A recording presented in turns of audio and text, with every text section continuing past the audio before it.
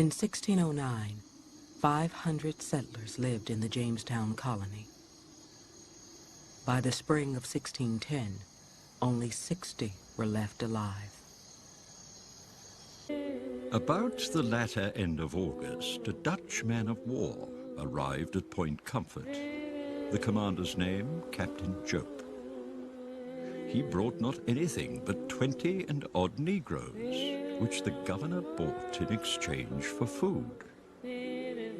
John Rolfe, Virginia colonist. In 1619, a year before the Pilgrims landed at Plymouth Rock, a mystery ship appeared out of a violent storm off the Virginia coast.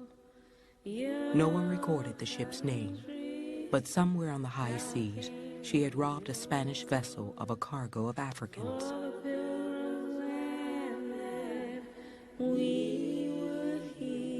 In search of supplies, she traded the Africans for food. They had been baptized and given Christian names.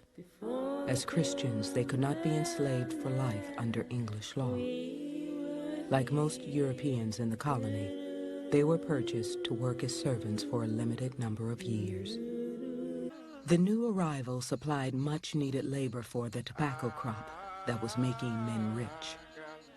Settlers were planting tobacco in the streets of Jamestown, carving plantations out of the surrounding wilderness, and shipping some 60,000 pounds a year back to England.